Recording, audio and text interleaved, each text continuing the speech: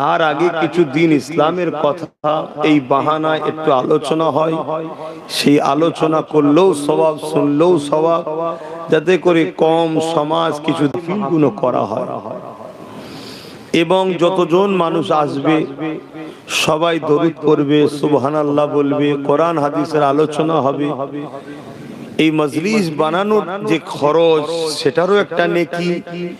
সবটাই কিন্তু আমরা যেমন দরুদ পড়ব পাবো, মাইয়িত কিন্তু তার উদ্দেশ্য করে যখন হচ্ছে তিনিও এই সওয়াবের হকদার হন। জোরে বলুন সুবহানাল্লাহ। এবং শুধু যে মাইয়িতের উদ্দেশ্য করে করা হচ্ছে তিনিই যে শুধু পাবে তা নয়, আমাদের দাদুকুল, দাদিকুল, নানাকুল, নানিকুল, শ্বশুর শাশুড়ি, মাই মুরব্বী কুল, কিছু না কিছু তো হারিয়ে বসে আছি আমরা। আমাদেরও মুরব্বীরা আজকে সওয়াবের হকদার হবেন। জোরে বলুন সুবহানাল্লাহ। আহলে সুন্নাত আল জামাআতের আকীদায় কোন মানুষ শেষ হয়ে যায় না, ইন্তেকাল করে। ইন্তেকাল এক ঘর থেকে আরেক ঘরে যাওয়া, এক ঘর থেকে আরেক ঘরে চলে যাওয়া। দুনিয়াবি জিন্দেগি শেষ, আখিরাতের রাস্তায় রওনা দিয়েছে, কিন্তু শেষ হয়ে যায় না। আল্লাহ পাক তিনি সব কিছু বানিয়েছেন, সব কিছু বানিয়েছে যাদের উদ্দেশ্য করে, যাদের সেবায়, যাদের খেদমতের জন্য। তারা হলো জিন ও ইনসান। ওমা খালাকতুল জিন্না ওয়াল ইনসা, জিন ও ইনসান, এদের উদ্দেশ্য করে আল্লাহ পুরো কায়নাতকে তৈরি করেছেন। এবং এই দুই সমাজেরই হিসাব নিকাশ হবে, বাকি হিসাব নিকাশ হবে না। হ্যাঁ, কিছু কিছু রায়াতে আছে, দুনিয়ায় যদি শক্তিশালী পশু দুর্বল পশুর উপরে জুলুম করে, কিয়ামতের দিনে সামনাসামনি প্রতিশোধ নেওয়া হবে।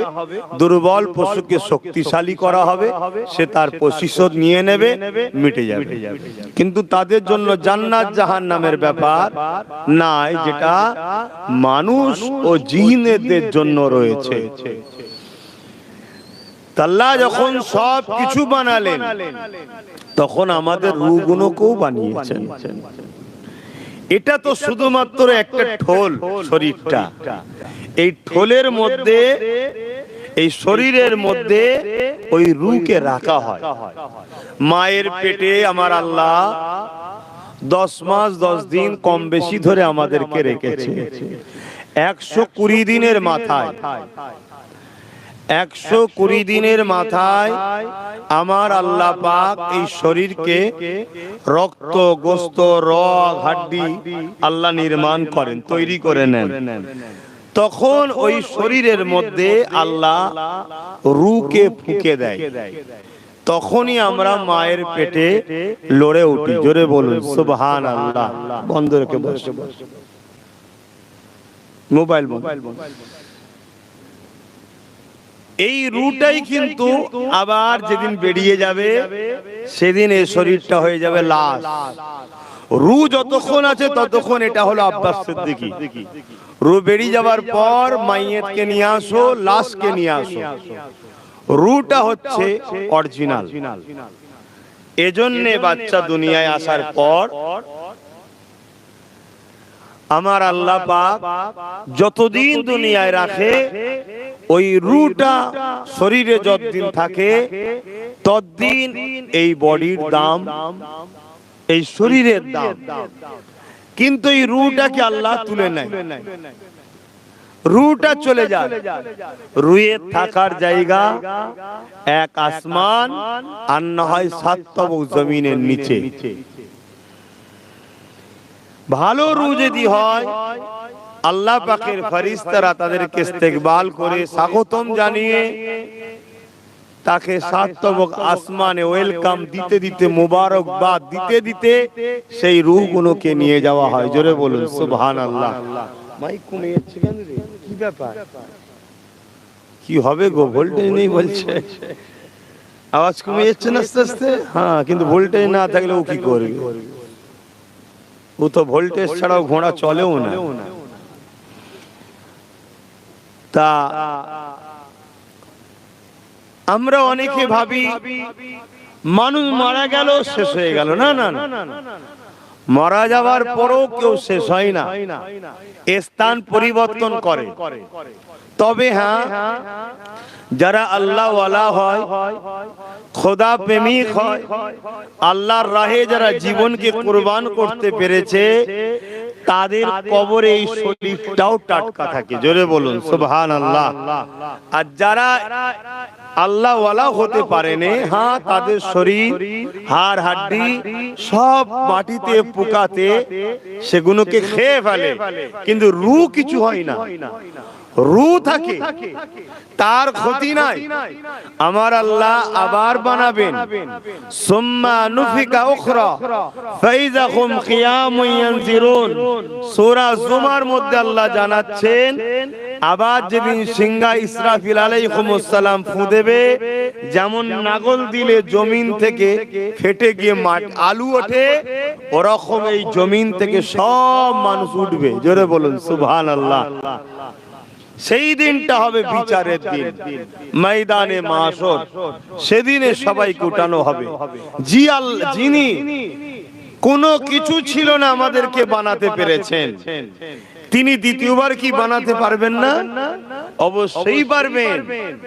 কিন্তু যাদের গোশত হাড় হাড্ডি মাটিতে খেয়ে নেবে, রূহ তো রয়েছে, ওই শরীরকে তৈরি করা হবে, তার মধ্যে আবার রূহ দেয়া হবে।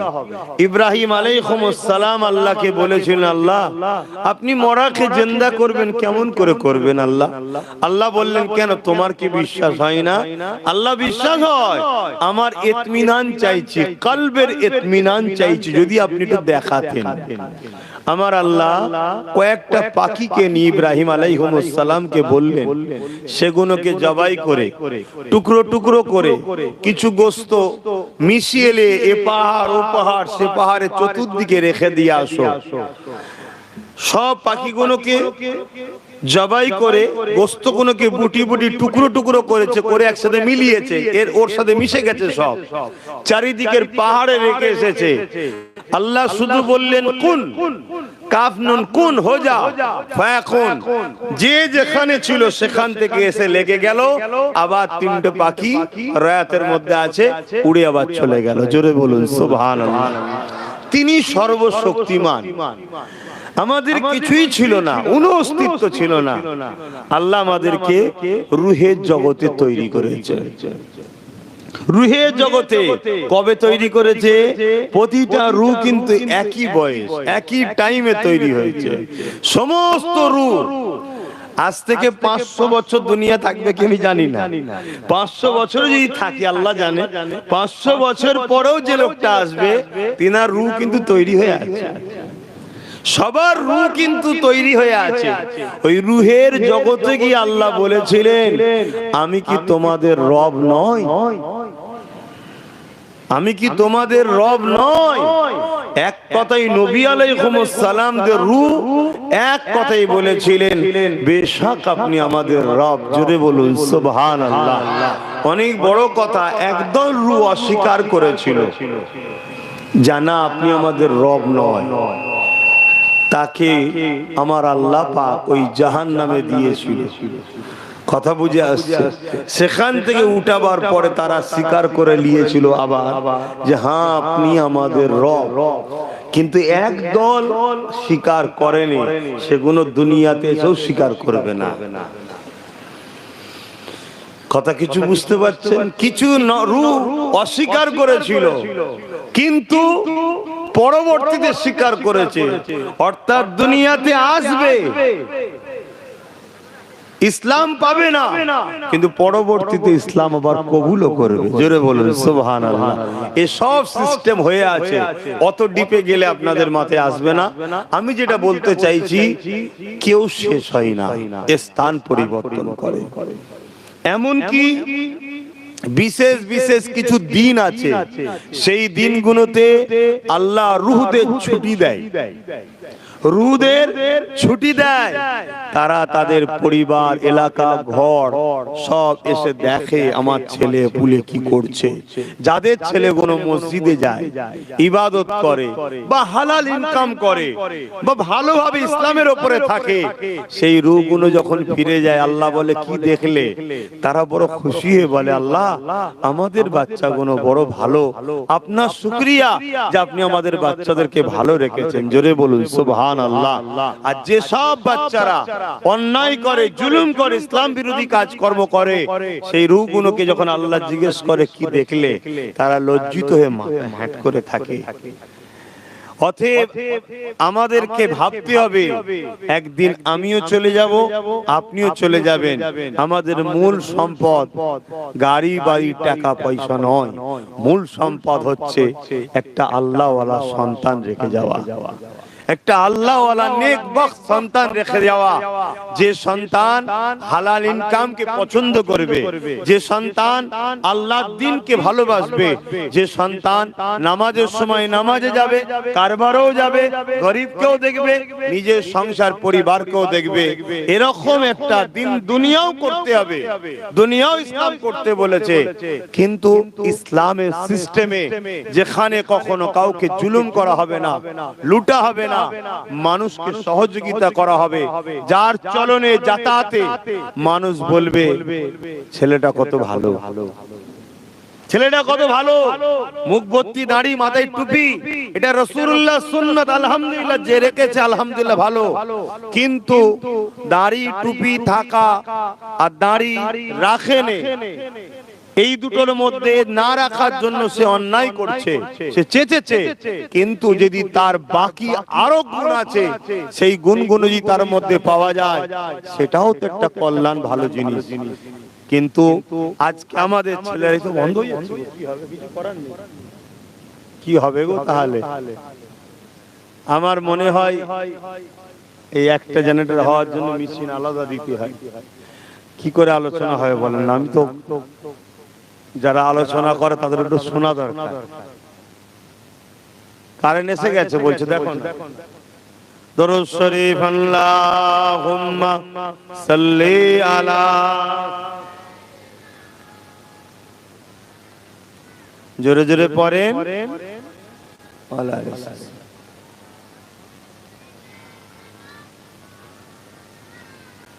আল্লাহুম্মা সাল্লি আলা সাইয়্যিদিনা।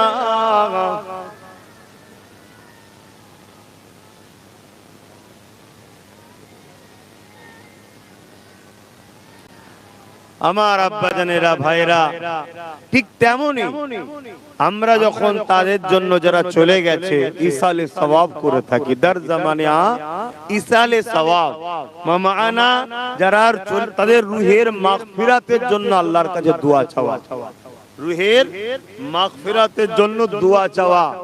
দুনিয়ায় চলতে গিয়ে মানুষ মাত্র ভুল হয়ে যায়, তাই না জানি তার দুনিয়ার কোন কর্মকাণ্ড যদি ভুল ভ্রান্তির জন্য আল্লাহ ধরে, তাই তার রুহের মাগফিরাতের জন্য ইসালে সওয়াব করা, দোয়া করা। এগুলো করলে কি হবে? তাদের উভয়, যারা করে তাদেরও লাভ, যাদের জন্য করা হয় তারাও ফায়দাবান হয়। জোরে বলুন সুবহানাল্লাহ। তবে শর্ত একটা, ঈমান। শর্ত ঈমান। যদি কেউ নেক সন্তান রেখে যায়, ওই নেক সন্তান প্রতিটা কদমে যখন ন্যায়ের পক্ষে চলবে, ওরও একটা নেকি মুর্দা কবরে পেতে থাকে। জোরে বলুন সুবহানাল্লাহ। ধরুন কারো বাপ সে সন্তান রেখে গেছে, সেই সন্তান কোন নামাজ পড়ছে, সে সন্তান যেমন নামাজ পড়ার জন্য নেকি পাচ্ছে, বাপও কিন্তু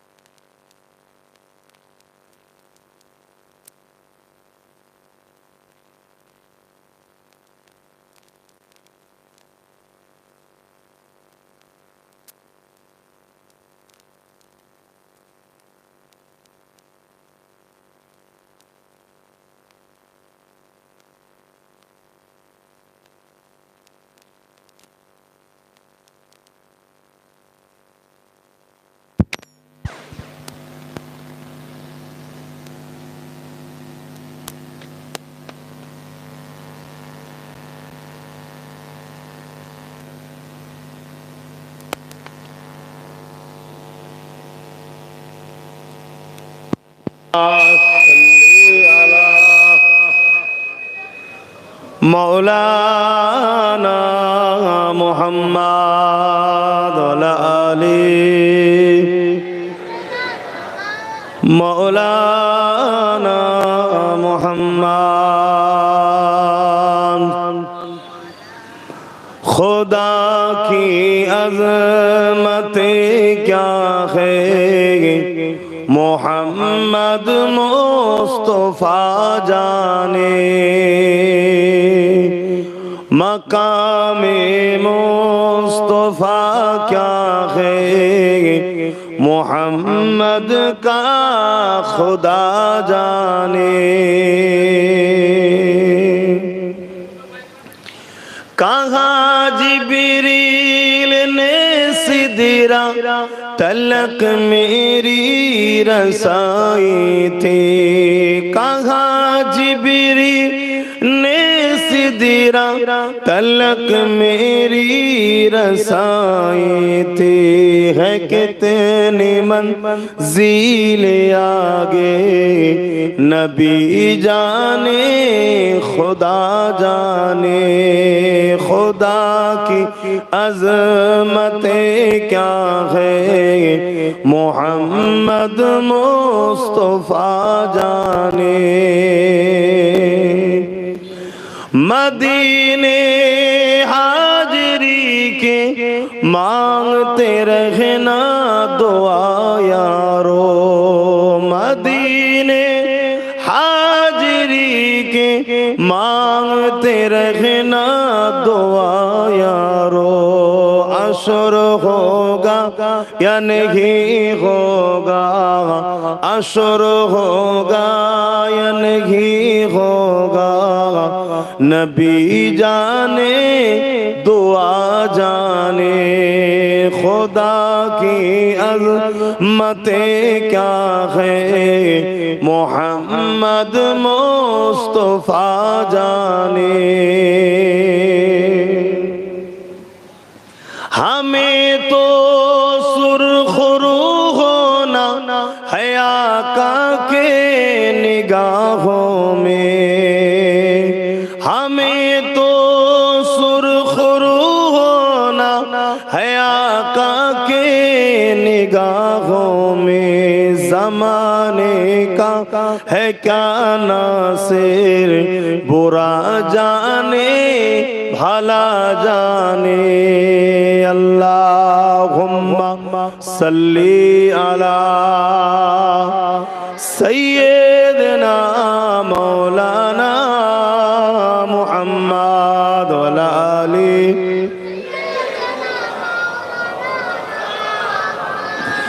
मुसलमान घरे ছেলে মেয়েরা তরুণেরা, এই দুনিয়া জমিন কারো জন্য চিরস্থায়ী নয়। আল্লাহ পাক তোমাকে আমাকে এই দুনিয়া জমিনে পাঠিয়েছে পরীক্ষা নিবার জন্য। এই দুনিয়ার মায়াজালে জড়িয়ে আল্লাহ যদি রসুলকে যদি ভুলে যায় আখিরাত তোমার আমার বরবাদ হয়ে যাবে। আর এই দুনিয়া জমিনে থাকতে হবে, কারবারও করতে হবে, ব্যবসাও করতে হবে, সংসার করতে হবে, ছেলে পুলে লালন পালন করতে হবে, আবার আখিরাতের জন্য সঞ্চয় করতে হবে। কারণ আল্লাহ পাক কোরআনের মধ্যে বলেছেন ওয়াল তানজুরু নাফসুম মা কদ্দামাত লিগাদ, প্রতিটা নফসের উচিত পরকাল নিয়ে বেশি বেশি চিন্তা করা।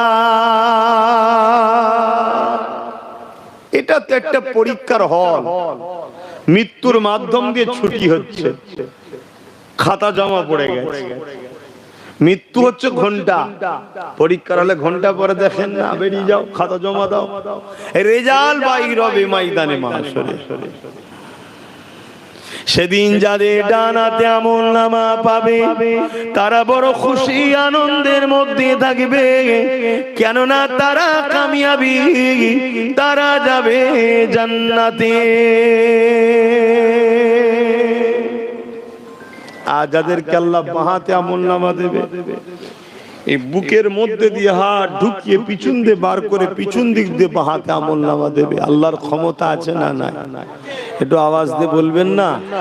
আছে, আল্লাহর ক্ষমতা আছে। তারা বড় লজ্জিত অপমানিত হবে। এই দুনিয়ার পরীক্ষাতেও দেখুন না, যেদিন মার্কশিট আউট হয়, রেজাল্ট আউট হয়, সবাই তো যায়। যারা পাস করে কত খুশি হয় না? হ্যাঁ, ক্যাটাগরি থাকতে পারে, কিন্তু ফেল যারা করে যায়, হয়তো রেজাল্ট খারাপ হয়েছে কিন্তু পাস করেছে, সে একটু মন খারাপ হলো কিন্তু টেনশন নাই। আমাদের রেজাল্ট হয়তো একটু খারাপ,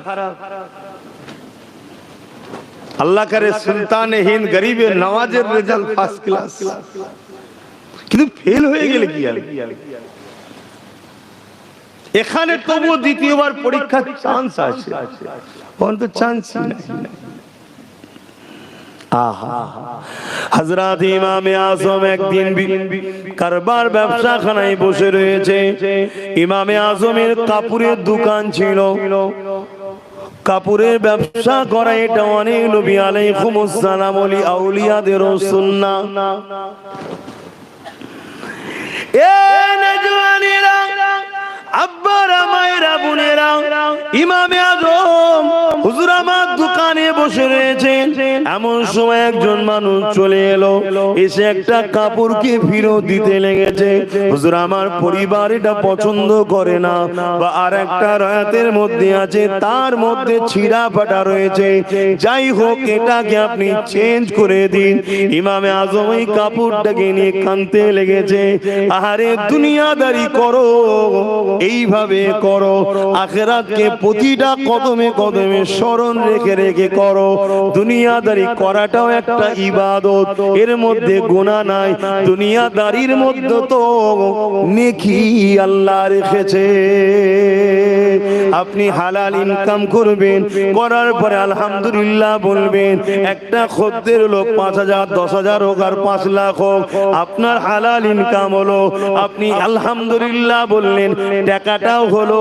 আলহামদুলিল্লাহ বলার জন্য ইবাদত নেকি হয়ে গেল। এটাই হচ্ছে ব্যাপার।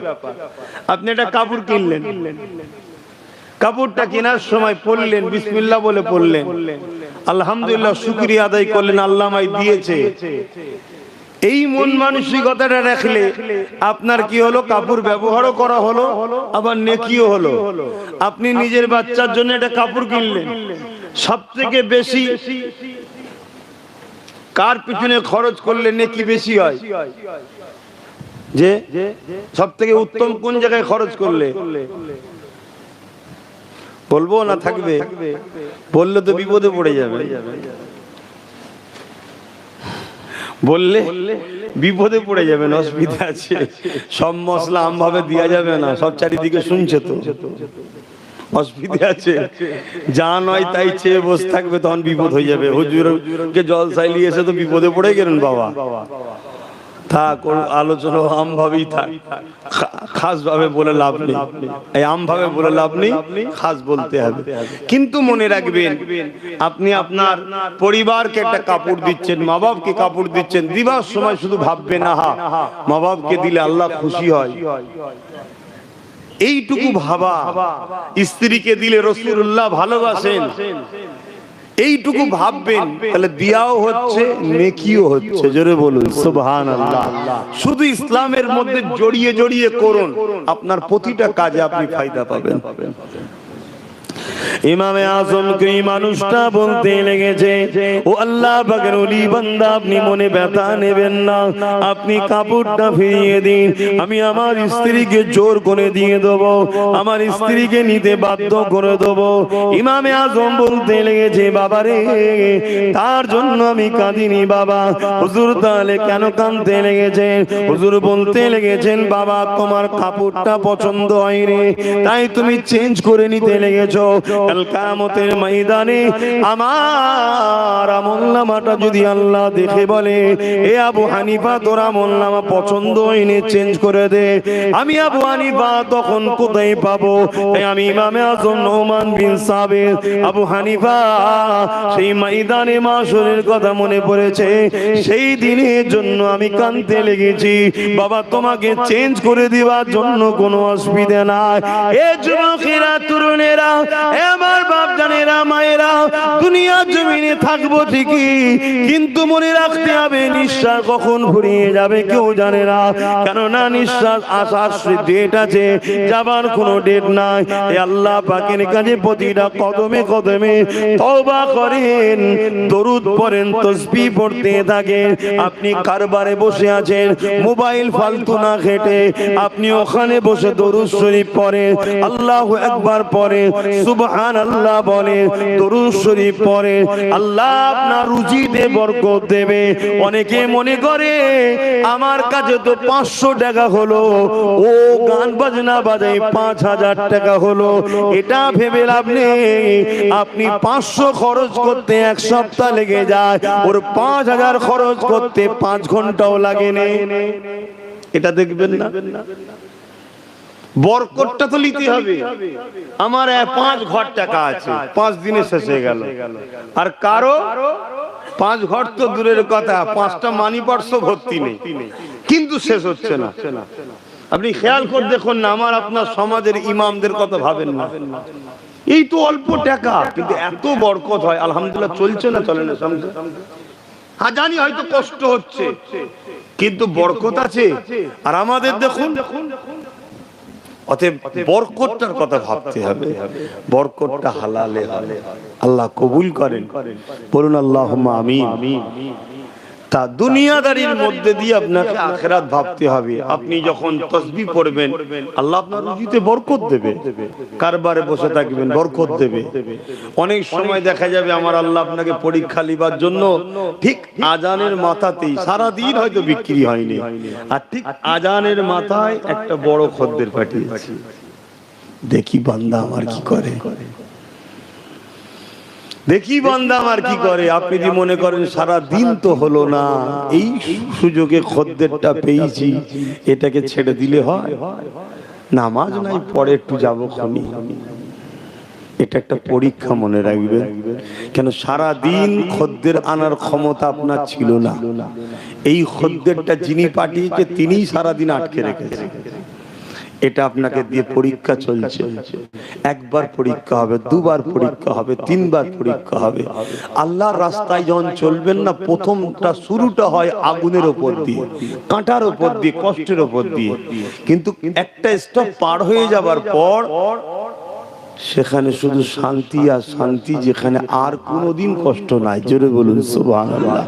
আর দুনিয়াদারি শয়তানি রাস্তায় শুরু হয় ফুল বাগিচা দিয়ে, ফুল বিছানো দিয়ে, কিন্তু কিছুটা যাবার পরে যার কষ্টের আর কোনোদিন আবার শেষ নাই। আল্লাহর উপরে যদি আপনার আকীদা ঠিক থাকে, আল্লাহর উপরে যদি আপনার ভরসা থাকে, যখনই মুয়াজ্জিন বলে দেবে আল্লাহু আকবার, আল্লাহু আকবার, ওই সময় যদি খদ্দেরটা এসে যায়, আপনার বলা দরকার ভাই আপনাকে অপেক্ষা করতে হবে, কারণ আল্লাহর পক্ষ থেকে ডাক এসে গেছে, যিনি আমাকে বাঁচিয়ে রেখেছে। হয়তো আপনি 5 লাখ টাকার মাল নেবেন, কি 5000 কি 50 লাখ টাকার মাল নেবেন, কিন্তু মালটা নিয়ে চলে যাওয়ার পর আমি তো দুনিয়া থেকে চলে যেতে পারি, এই টাকাটার আমার কি মূল্য থাকবে? আল্লাহ পাকের কাজটা করে আসি, যদি আল্লাহ আমার রিজিকে আপনাকে রাখে, আমার ঈমান, আমার আকীদা বলি, আপনি অন্য কোন জায়গায় গেলেও মাল পাবেন না, আমার কাছেই আপনাকে ফিরে আসতে হবে। এরই নাম হলো ঈমান। তবে এই ঈমান, এই পরীক্ষায় পাস করা বড় কঠিন, বড় কঠিন।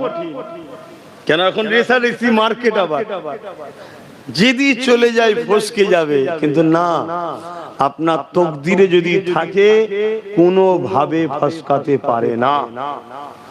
এই ঈমানটা আপনাকে রাখতে হবে। আর যদি ওটা আপনার তকদিরে না থাকে, আপনার সঙ্গে কথা বলতে বলতে, দামাদারি করতে করতে দিকে নামাজও যাবে, এরও পছন্দ হবে না, চলে যাবে। আর যদি থাকে মনে রাখবেন আপনি চলে যান, ঘুরে এসে দেখবেন ও ঘুরছে, এখানে চা খাচ্ছিল, ওখানে বসেছিল, আর ছিল কি গো ভাই, না তোমার অপেক্ষায় বসেছিলাম, মালটা লোবো। ঠিক নেই। আসেন, দুনিয়া জমিনটা আমাদের জন্য একটা পরীক্ষা ঘর, আজ আছি কাল নাই। তরুণেরা দরুদ শরীফ আল্লাহুম্মা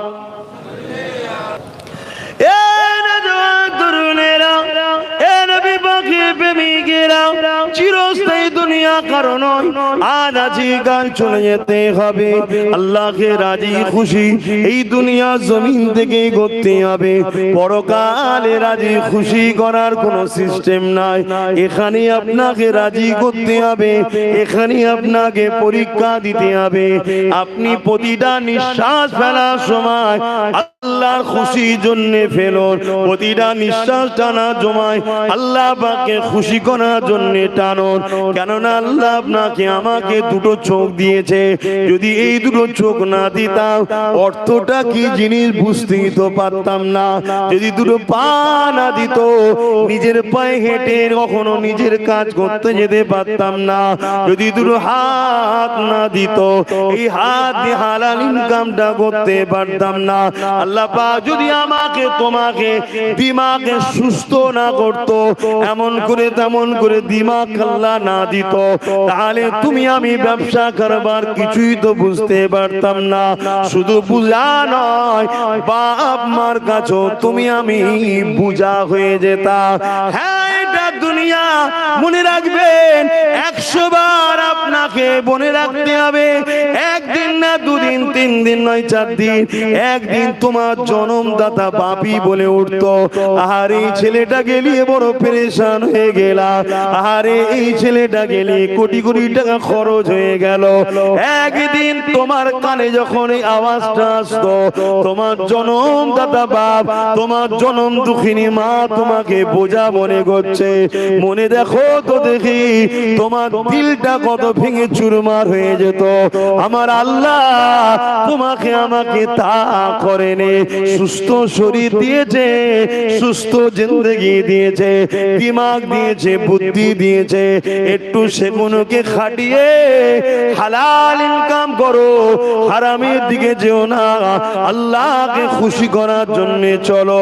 এবং যারা চলে গেছে তাদেরকে স্মরণ রাখো, তাদের জন্য দুয়ার মাহফিল করো। কেন নবী আমার জানিয়ে দিলে যখন কেউ মাইয়াদের জন্য দোয়া চায়, ওই দোয়াটা আল্লাহ পাক পিতা করে দেয় না। ইসালে সবের দোয়াটা আল্লাহ পাক জমা করে এমন করে জান্নাতি খানচায় সাজিয়ে রেশমের কাপড় দিয়ে ঢেকে দিয়ে ওগুলো মারদাদের রুহে রুই আল্লাহ বক্সে দেয়। মুর্দারা যখন এই সওয়াবটা পায় ওই সময় তারা বড় খুশি হয়ে যায়। হে আমার আল্লাহ, এই সওয়াব কোথা থেকে আসছে আল্লাহ? আল্লাহ পাক ওই সময় বলে, ওরে আমার বান্দা বান্দিরে, দুনিয়া জমিনে তোমরা সন্তান রেখে এসেছো, তোমাদের সন্তানেরা তোমাদের জন্য দান খৈরাত করেছে, ইসালে সওয়াব করেছে, দুয়ার মাহফিল করেছে, দ্বীনি আলোচনার মাহফিল করেছে, এলাকার মানুষরা সেখানে জমায়েত হয়েছে। তোমার প্রতিবেশীরাও তোমার জন্য দোয়া চেয়েছে, তোমার বাচ্চারাও তোমার জন্য দোয়া চেয়েছে, উলামারাও তোমার জন্য দোয়া চেয়েছে। আমি আল্লাহ সেগুলোকে জান্নাতি খানচা করে সাজিয়ে সাজিয়ে তোমাদের রুহে রুহে বক্সে দিলাম। আরো জোরে বলুন সুবহান। তারা বড় খুশি হয়, তারা বড় আনন্দিত হয়। আজকে আমার ভাইগুলো করছে, তার বাপের রূহ পাকে সওয়াব পৌঁছাবে, তারা বড় খুশি।